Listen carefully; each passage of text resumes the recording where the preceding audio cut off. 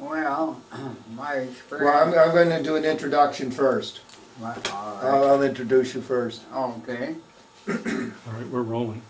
Okay, this is an interview at the Prattsburg Central School, Prattsburg, New York. It is the 28th of November 2006, approximately 11 a.m. Interviewers are Mike Russert and Wayne Clark. Could you give me your full name, date of birth, and where you were born? Ralph Emerson Wetmore, born in the town of Italy, New York State, the 16th of September, 1918. Okay. What was your educational background prior to going into service? High school graduate. Okay. Do you remember where you were when you heard about Pearl Harbor? Yes, I was working in a gas station in Winter Haven, Florida, 916 12th Street Northwest. A friend of mine had a motorcycle. Well, he and I worked at the cannon factory in 41 together. And he had a motorcycle. The two of us got on that. It was just about Thanksgiving, I believe. And we took off on a Wednesday about noon. We stayed over Wednesday night, Thursday night. And one night we stayed in a log cabin. He furnished the motorcycle, and I sold a 1937 Chevrolet, and I furnished the money. And I had relatives in Tallahassee. We pulled in there Saturday night and stayed over till Monday morning. And then we went to Winter Haven. We were acquainted with a man that worked in the cannon factory in Penn summers, and he worked in the packing houses in the winter. And he had a house trailer that he lived in. He parked it behind this gas station in Winter Haven. Of course, we looked him up. And I took a job with a guy in the gas station. Ernie didn't get a job right away, and then we got up the morning of the 8th, and we heard of Pearl Harbor. We didn't hear about it till on the 8th. And Ernie said, if you give me 20 bucks, I'll go home. Well, prior to that, I had been for a physical, and they throwed me out on a weak hernia. Well, Ernie came home, and this was in January, I guess. No, it wasn't January when he came home, but there was snow. He said he didn't dump the motorcycle, he got the wheeler. And he came home and enlisted in the Navy. And I was working down there. I'd made arrangements to drive a woman and her father into Geneva in April. In February, I got a draft notice on Saturday morning in the mail that I'd give my new address. And for Monday morning, I knew I couldn't make it, so I went to the draft board, and they said they could transfer me or they could give me a letter that I'd report in 10 days, and I took the letter and mailed that. I went down to the packing house, and I think I paid the guy a little bit for a ride on a fruit truck. He was ready to leave Saturday night. And he brought me to Hagerstown, Maryland, about dark, Hagerstown, Maryland. He dropped me off on the north side of town. I couldn't get a ride, but across the street was a tourist room, and I think I paid $1.75 for a place to sleep. Got up in the morning, put on a few more clothes than I had on coming out of Florida. Went downstairs, and the woman called me out in the kitchen, give me coffee and cookies. About 7:30, I run to get across the road. 2 cars coming, the second one picked me up. And by 6 o'clock that night, I was in Prattsburg, New York, hitchhiking. I lost count, but I'm sure I had at least 16 rides that day. Well, I went for another physical in April, and they showed me out on the hernia. After they showed me out the first time, my mother told me that I had it when I was a baby. I had colic, cried so much I had a hernia, and she kept me bound up for a year to heal it up. I knew she always hollered about me lifting, but it never bothered me till 1965. And I had a problem with it. Few things, my first daughter was going to college. I went to the doctor, I got a truss, and I wore that about 15 years, so I couldn't get the right kind of pads, and I had it operated on 1980. It's a little change, because I went in Sunday, they operated Monday, and I went home Thursday. 1990, I had the other one done, and I went in at 7 o'clock and was home for lunch. Now, how did you end up in the service then? After, let's see, in April, they showed me out. It was, I believe it was the 2nd of October. I went for another physical. They took 84 of us. I think it all been rejected once, and they only sent back 12. And of course, for that 6 months, I was driving truck, working the garage, and I was handling around 90 cans of milk in and out of the truck every morning, and I think that kind of toughened up the muscles anyway, but they didn't find any, and they didn't want them. Mm-hmm. Now, you were inducted in at Fort Niagara? I had, the physical was in Rochester, but the 16th, I went to Fort Niagara. 16th of October, 42. From there I went to Mitchell Field, Long Island, and well, we didn't do very much there, and I just kind of laid over, and they sent me from there to San Antonio, Texas, by train, and went to the SAC, San Antonio Aviation Cadet. Oh, one thing I guess I left out.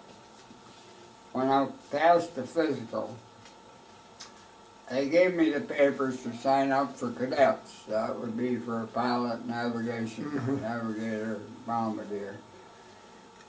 So they sent me to the SAC, San Antonio Aviation Cadet Center. Well, they wouldn't let me be a pilot because they required 5'4", and they marked me down 5'3". I was good at math in high school, but 5 years, I graduated in 37, in 5 years, and I didn't use it. I took 7 hours of time test, and boy, had I slowed up in math. And I had an interview, and I finally took the ground crew. They sent me to Hondo, Texas, Hondo Navigation Training School. And of course they were training officers there, navigation. I got in the motor pool there.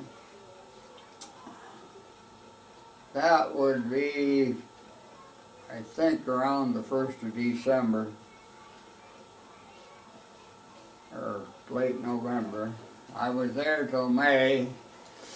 They shipped me back to Jefferson Barracks at St. Louis, 2 weeks of overseas training, which was mostly lectures. One day we filled out papers for 4 days, travel time to go home. There were 600 of us. Went in at noon, a list to come in at 6 o'clock and sign furlough papers for 4 days and travel time.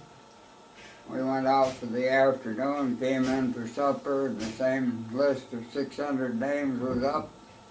all furloughs canceled, earmarked for ship. That was the closest I came to coming home. From there I went by train to Camp Stoneman at Pittsburg, California. Let's see, it was June something. Was this 1943 at that point? Yes, Okay.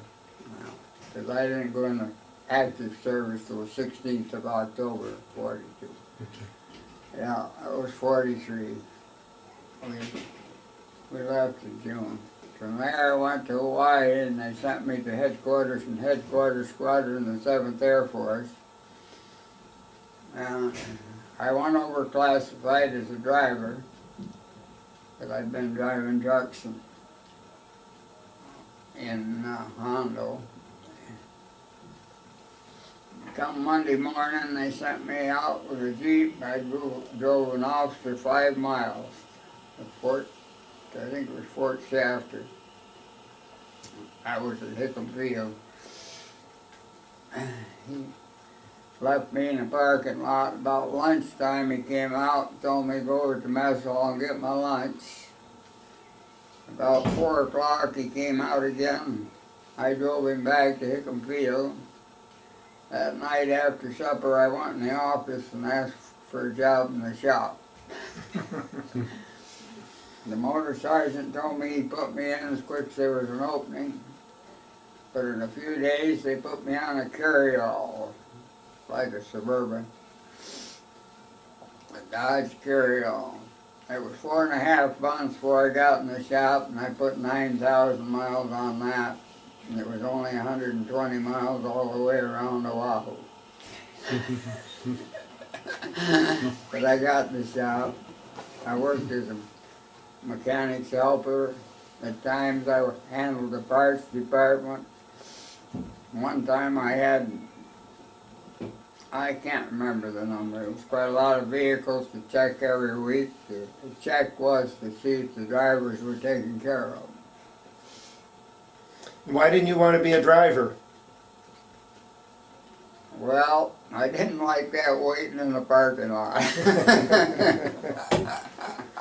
So you would rather be busy, huh? I'll tell you, it was kind of a hot day. It was right about the 1st of July. It was in June, I guess. Yeah.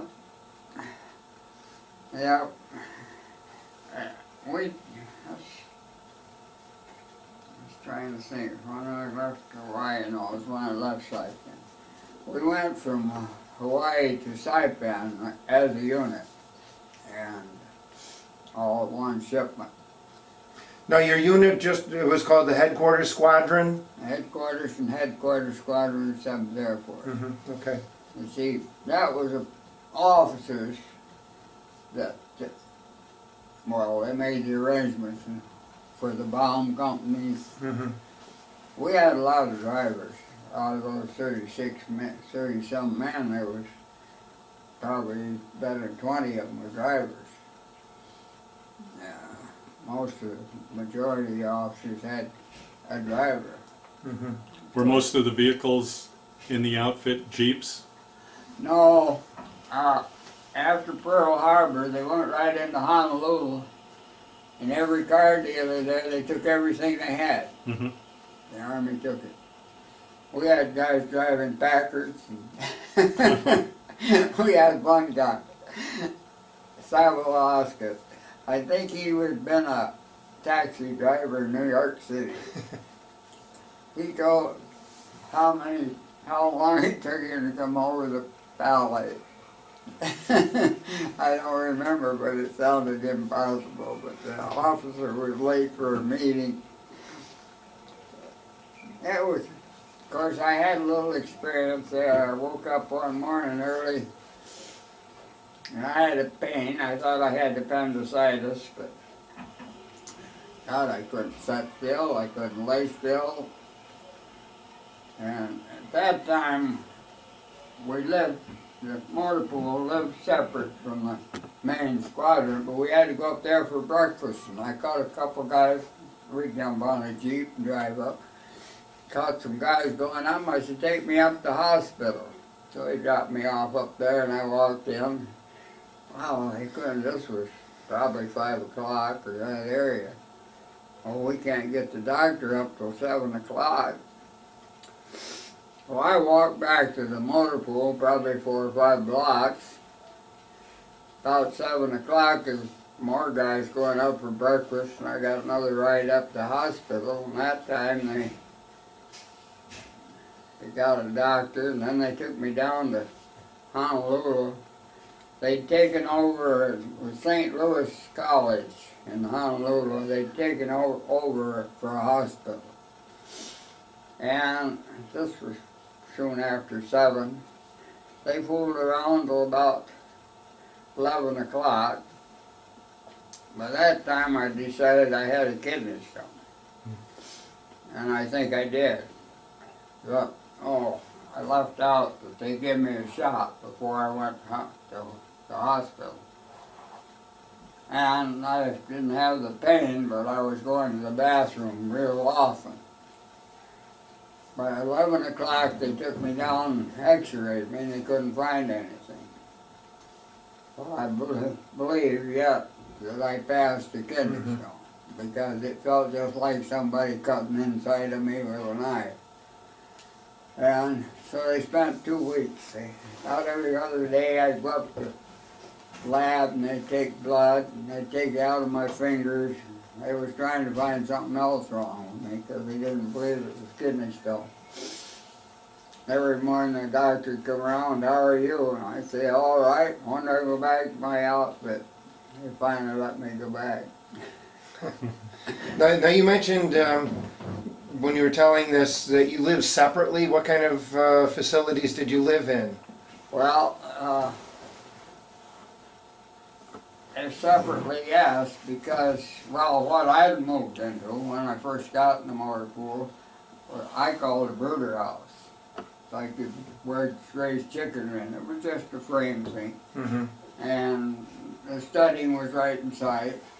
Well, by going to the dump nights with a truck, we found plywood enough to cover it over inside, put a ceiling in it, and done all that. I got a few shocks because they talked me into doing the wiring, and of course the lights were up in the peak. I had to move them down. There was no way to shut the juice off. Anyhow, I did that, and then after I'd been in there a while, they moved me into quarters right out on the main street. Now we were back in the middle of the block behind the building. We had quite a space, shop and everything. They moved me into a house that was for a first 3 grader and his family. There was 8 of us slept in the living room, and there was 2 bedrooms, a living room, bathroom, and a kitchen. 8 of us slept no, 4 of us slept in the living room, 2 in each bedroom. There was 8 of us living in that house. Would you have like bunk beds, or are they all single beds? Just single cots, Single cots. And, well, hell, we got so we could down to the commissary and buy stuff, cook our own suppers, because we had the kitchen, refrigerator, and everything. There wasn't washing machines, but there was double tubs. Yeah. Well. Now you said you ended up out in Saipan. When did you go to Saipan? Oh, let's see. It was, I think I spent there a year and a half at Hickam Field. I kind of didn't keep close track. I thought I had a picture of them backside of that building. Yeah, and we went to Saipan. Now how did you travel to Saipan? By ship? Ship, yeah. Yeah, I think it was something like 14, 15, no, almost seems over 17 days. Yeah, I thought there was a picture in here somewhere that showed that building, I guess. And Yeah, we set up there. We had a shop there. It was three-sided. One side was right open. We had 3 bays to put vehicles in. And the pictures in here, the shop gangs was Okinawa. We didn't have it there. We had only had tents there. Now, what was daily life like in Saipan? Not much different than it was anywhere. And of course, you were in the Army, but I said that I wasn't fighting a war. I was working the garage. Now, what did you wear every day when you went to the garage? Coveralls, or what did you wear? Well, most of the time we either wore fatigues, and then they come out with those pants that had this, I call them saddlebag pockets on the side. Well, they were nice if you wanted to carry rations, but I didn't like them in the garage. So when I was Okinawa, I'd go down to the Navy store, buy blue denim pants and wear them and t-shirts. That's what I wore. When I left Okinawa, another thing I did, we had like trunks for Army in Hawaii, but you couldn't take them with you. So I had the plywood all cut, and the corners made and everything to make me foot lockers. Stuck in behind the seat of an ambulance.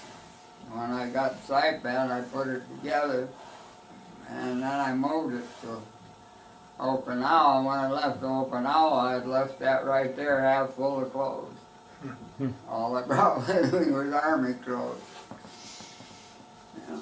Did you ever have any kind of tropical diseases like dengue fever or malaria? Or I anything got like knocked out by Aspirin tablets and ended up in the hospital. that?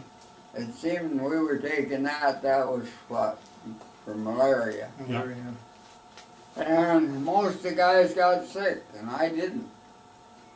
And I was taking it right along. Christ, probably been a couple weeks. One morning I did get sick. Well, we had old-fashioned toilets, but they'd made it so the enlisted men had one side and the officers was backed up to it. So they told me afterwards, and I passed out and woke up in the hospital. Well, there was an officer in the other part, and he had heard me fall. And he got somebody there to take me to the hospital, but I bit my tongue when I fell. I ended up in the nut ward. And I'll tell you, that was something. We had one guy in there that was a lone survivor of an engineering company. He'd be pretty normal. Then once he'd have spells, and they put him in a padded cell so he couldn't hurt himself. And I got out of there from Saipan to Okinawa. We went in 2 shipments.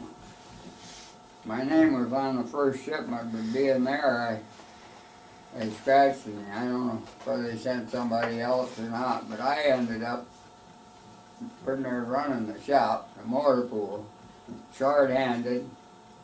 So I was up mornings, and I was taking a ration run at 6 o'clock myself, and make that run, and then go back and run the shop.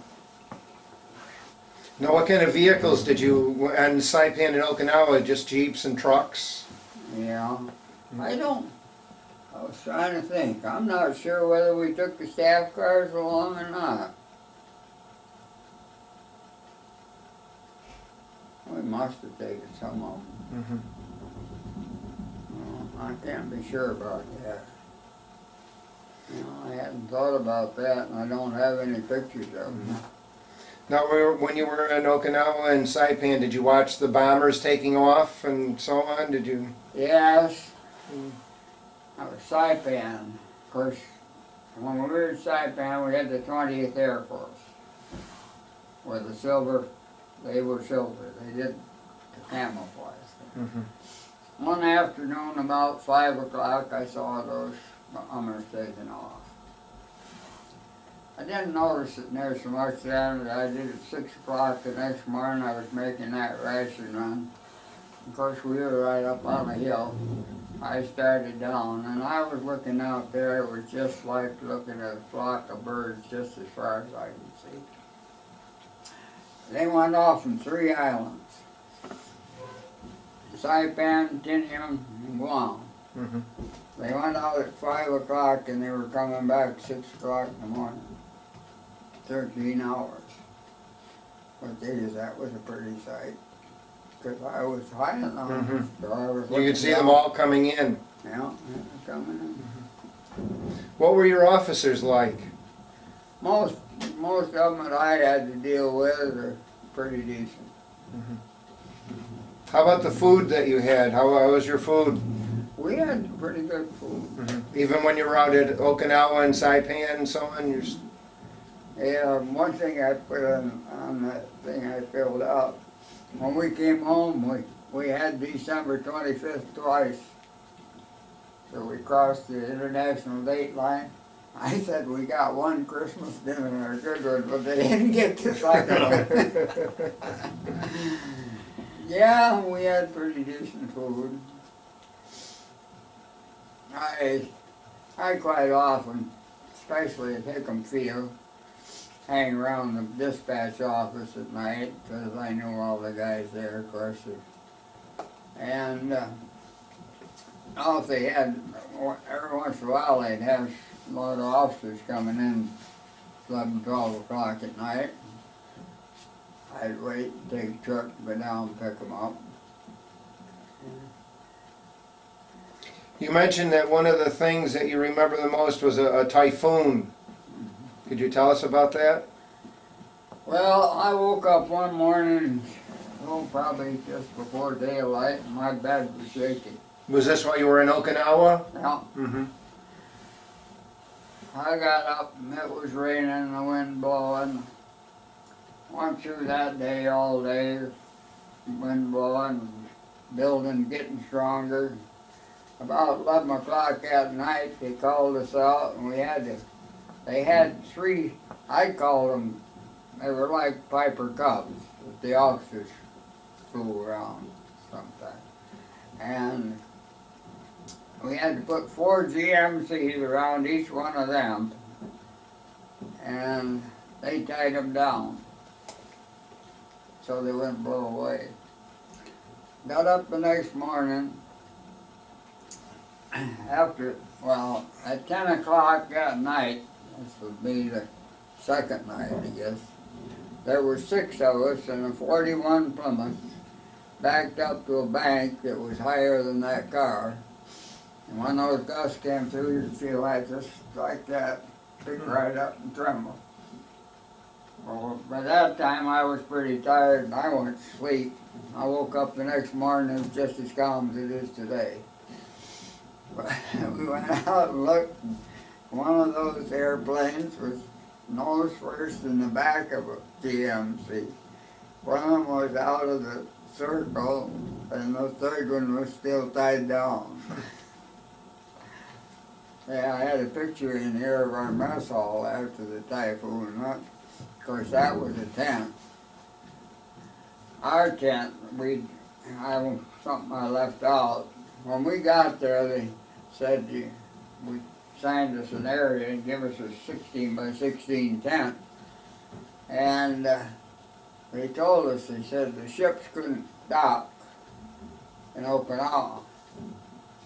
And they unloaded the stuff and brought it in with smaller boats. And all the packing stuff they had in that ship to keep it from shifting, they showed it right out in the ocean. Well, we made one trip with a dump truck, right down, driving in the water. We picked up enough material. I don't think we went only once, so we might have twice. We were on the side hill, and the front of the floor was up like this. To build a 16 by 16 floor, up like that, with a little porch and steps down, and also enough rigging so we didn't have to have a tent pole in the middle.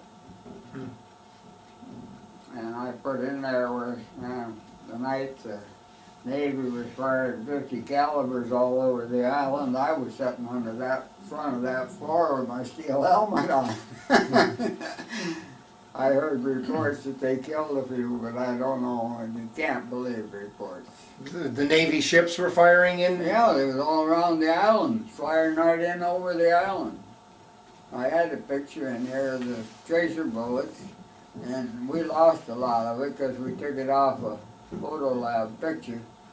But for every tracer bullet, there was 3 steel jackets. Boy, some guys got smart, got their rifles out and started shooting back. They couldn't reach the Navy anyway.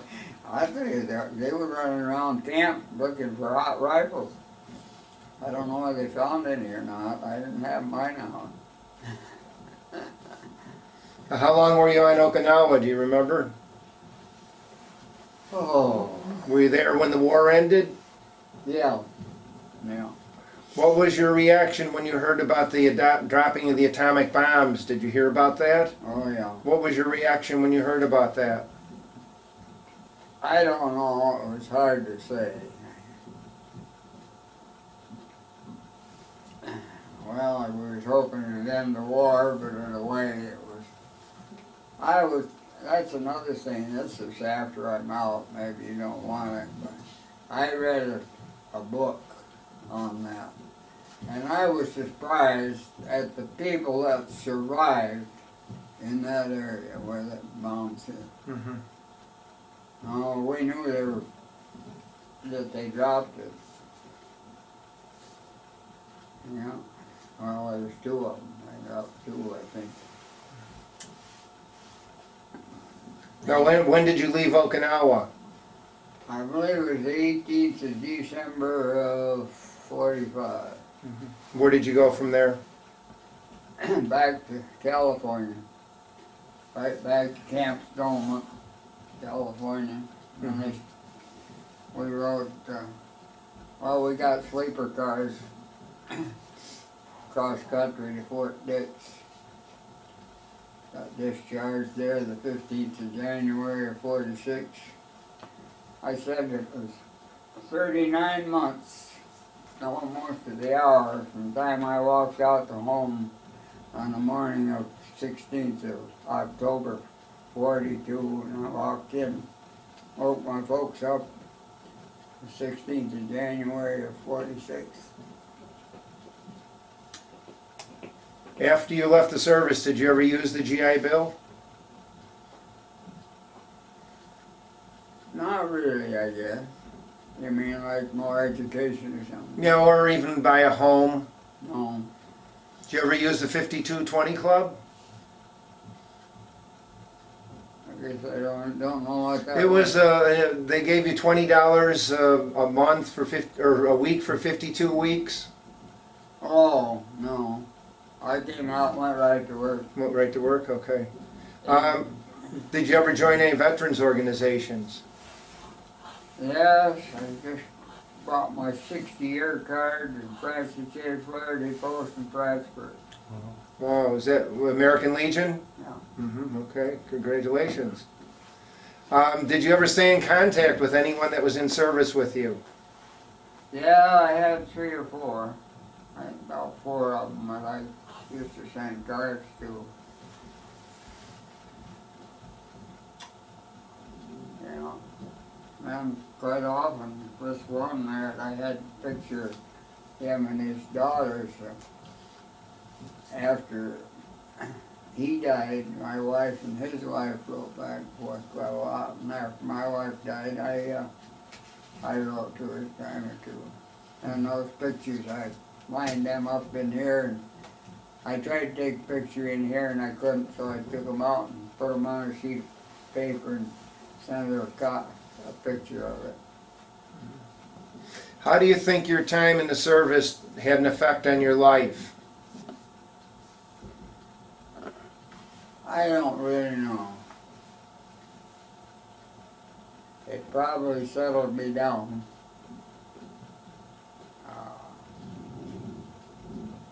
But I always was a worker. I was raised to work. I said in the summertime from 5 in the morning to 9 o'clock, I had time to eat 3 meals. You know, I was raised on a farm. We had around 20 cows to milk. And Are there any of the photographs you want to show us that we can use, put on camera? There's No, one of you in uniform, I can zoom in on it. I will try and get it. Well, are there any in there of you?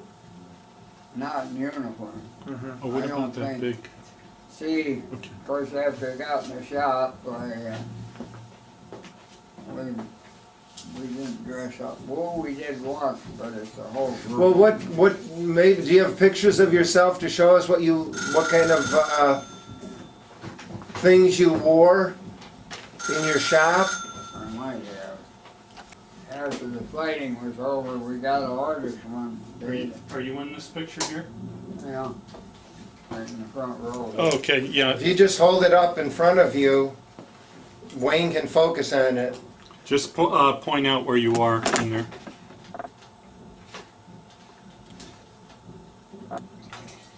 Okay.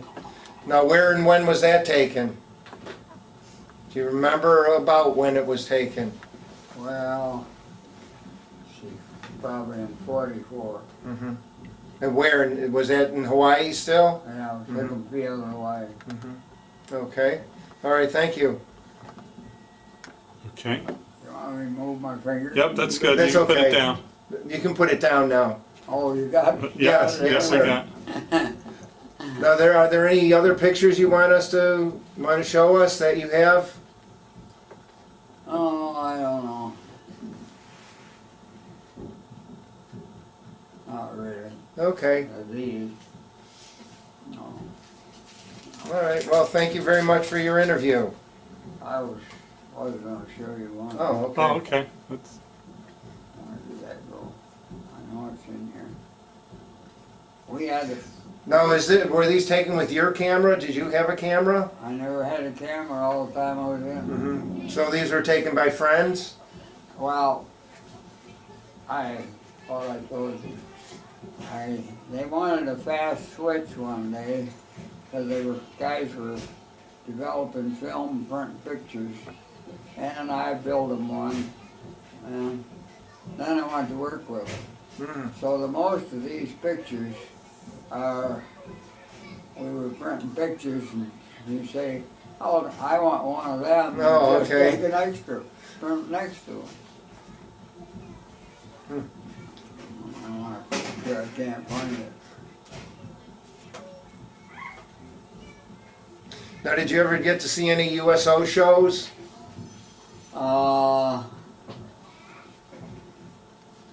Yeah, I did at Hickam Field, I think we did one. Do you remember who was there? No. No, that's too big. Too small. no, I can We zoom right he in can on it. focus right in on it. If you hold it up. This is, see, after Japan surrendered, they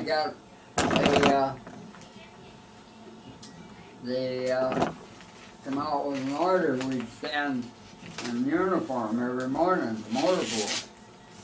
Okay, I got it. So the first morning, nobody made out any dispatches, nobody did anything, so we were back in fatigues. One morning we stood it.